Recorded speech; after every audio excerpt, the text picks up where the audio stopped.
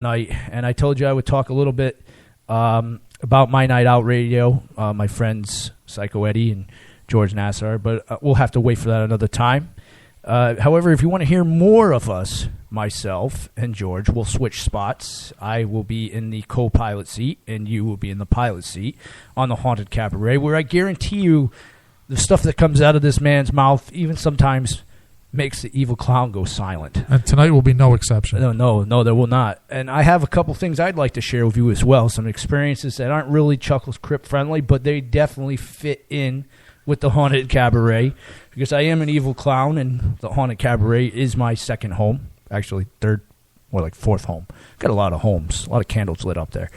We're going to wrap the night up here on Chuckles Crypt, and we will be back the 22nd live again, and hopefully that stupid gremlins that have been in this sound booth don't mess up the stuff again, or I'm going to pour water all over them. We're going to wrap things up with a fellow that I am shocked has a Christmas album. Very shocked. And I know some of you are not, but I was, for my own reasons. Here on Chuckles Crypt, Rhode Island Free Radio, happy horror days, and I look forward to hearing from you guys again the 22nd. Here is Twisted Sister, Oh Come All Ye Beautiful. I'm not saying that.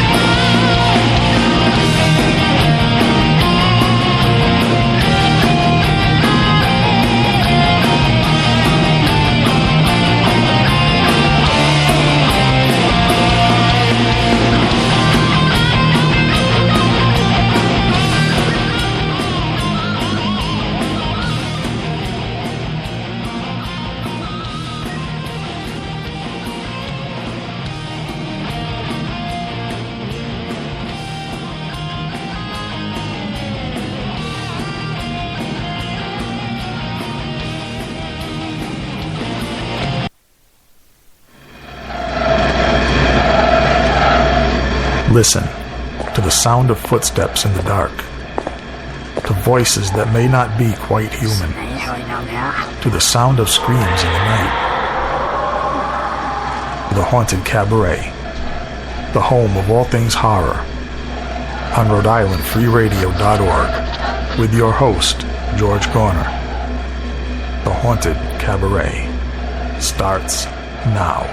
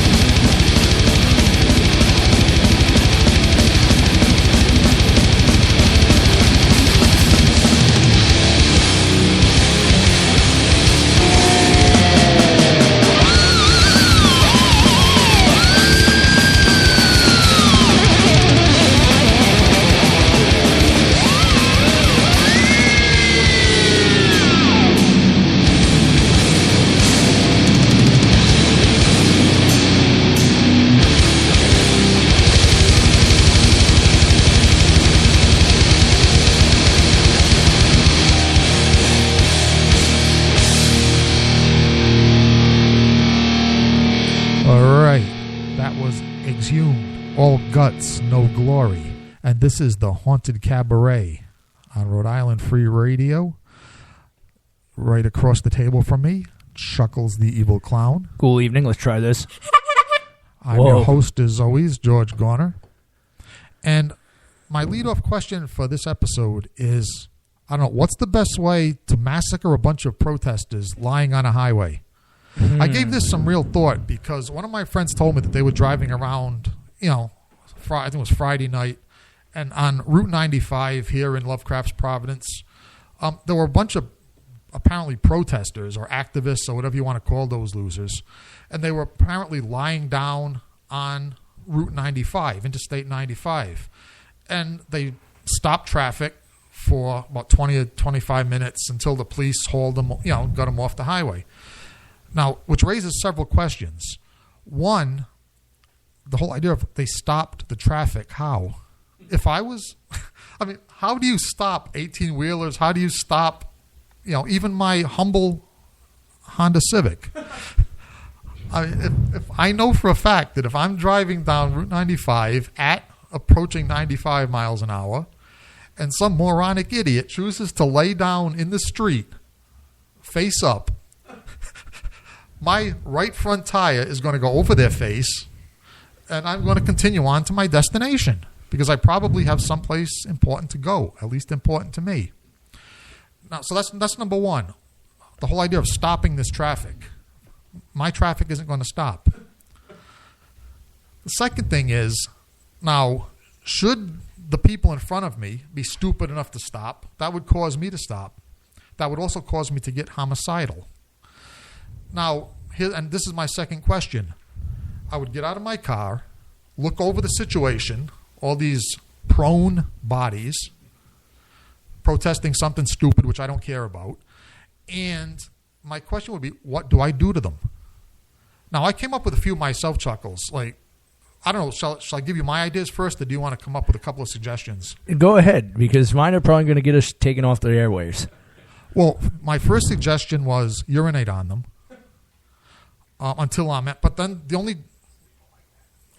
problem with that is that, number one, as Tony Jones is whispering, and I was just about to say anyway, there are those who liked that type of thing, and I'm sure some of them are activists. The other problem is that sooner or later I'm going to run out of pee before I run out of people to piss on. Okay, that's number two. So then I said to myself, well, how about maybe like a 5-gallon can of gasoline? Yes, I just kind of sprinkle that over, and stand there with a cigarette lighter and ask them if they want to protest. I think, a 5-gallon can would do quite a bit of damage. So I think I might start carrying one of those in my car full. But I don't know. Then I was thinking maybe a few M80s, just kind of chuck them into the massive idiotic flesh lying on the. That's when my ideas ran out. I'm kind of disappointed in myself. There's nothing creative about those ideas. There's not. See, that's the thing, Chuckles. I just hate protesters. I hate being inconvenienced, and I hate stupid people. So when you put all these things together, and stupid and protesters are the same thing as far as I'm concerned, but when it just invokes such rage in me that I have lost my creative imagination in this matter. This is why I need your help. Don't let anger get the best of you. And this is coming from me saying that, and I've been hospitalized for this. Deep breath. I'm relaxing. Relax. And I have a question is, how did those idiots get on the highway without the cops stopping them in the first place? I mean, I remember going in Providence, and just by saying I like drugs, being threatened to be curb stomped to my ever so last and clown life, but now they're able to get across 95 and lay on it. That every one of those folks should have been arrested for endangerment of anybody on that highway because you could have caused any fatal accidents. If you want to protest stuff, by all means, it's your constitutional right to do it, but don't be stupid. I don't understand this protesting and looting crap. I mean, what is that helping? It's helping it's helping the looters. I'm going to loot stuff. And when you interview the guy, and I've seen this, I saw this on the internet, someone went up and said, "Why are you rioting?" And the guy had no flipping clue what was going on. He just wanted to join in the looting. Join the fun. Right. And that is fun. I can understand that. See, I don't I don't hold that against the looters. I mean, Yeah, Christmas shopping. Black Friday Christmas shopping. See, we're going to make Tony Jones, our producer, grab an active mic pretty soon here because he's coming in with some pretty good quips, like under his breath. Now, as far as eliminating these people creatively, on the other hand, now I came up with some really quick ideas within 5 seconds. Would have invited the Big Apple Circus for a reunion march tour through 95 so that the elephants could stampede and squish every single one of those people. Well, aren't there some elephants at the Rhode Island Roger Williams Park Zoo? Yeah, we could have gotten the three girls to do that. Yeah, we can break into the zoo. We can get it doesn't just have to be elephants, Chuckles. Now, you got me thinking. I'll tell you. I'm glad you're on the show tonight because it doesn't have to. They have elephants. They have wildebeest. They have all kinds of herd animals, buffaloes, I think. You're close because that was close to the zoo. So what if we had let out some of those predators like the snow leopard or the bear to help clear some of the people that are playing dead in the highway? Yeah, the only animal that wouldn't attack the people is the bears because they don't attack people playing dead, right? Oh, no. That is a mistaken rumor. There are actually bears like the brown bear. Okay. That will eat you if you are playing dead. Oh, they are scavengers. That's what then we need to release the hyenas. Do they have any hyenas there? No, but if we travel up to Southwick, they do, and those things will crunch on you playing dead as well. Yeah, but by the time we go up to Southwick and get the hyenas, the protests will be dispersed. No, they're stupid. They'll still be laying down there. Not if it rains. Not if it rains, because you'll notice that all these protesters that are protesting these dead black people or whatever they're doing, whenever they only protest on good weather. Whenever it starts to rain, they all disperse. They disperse faster in the rain than they disperse from police tear gas. I don't know. And the other... But no, I do like your idea about the animals. Now, have you ever Because not only are they animals predatory, but they take dumps, too. Oh, yeah. That's definitely going to be some fecal matter on that road. Oh, yes, we want protesters. Let's dump on the protesters. Have you ever watched Doomsday? Of course, you've watched that. With the creative vehicles that they made with treads and everything. This is kind of... Oh, now you're giving me an erection thinking about... Right. Now, going over these protesters with treaded vehicles? Treaded vehicles or vehicles in front that have saw blades or cattle. Just the treads, grind them up. Oh, that would be cool. Or you take those cattle prod things, put them in the front of the car and run into them. There are so many creative ways. Or you could go the route of the zombie ones where they create these massacre vehicles for plowing through people. I mean, that would be interesting for me with an M60 on the side and a flamethrower. Well, I think. How about if we just do this? How about if we just consult with the Russian KGB? Because I'll tell you, the Russian KGB, Putin, the leader of Russia over there. I'll tell you, I have great respect for that man because he's the only person on this earth that hates protesters as much as I do. He went on Russian, public Russian television, the television, regular TV. He went on because apparently it was a couple of years ago there was a bunch of idiots protesting something in Red Square. Who knows what it was. Invading or wiping genocide. They were protesting something stupid, right? And so Putin just gets on the air and he says, all right, look, he says, the next people that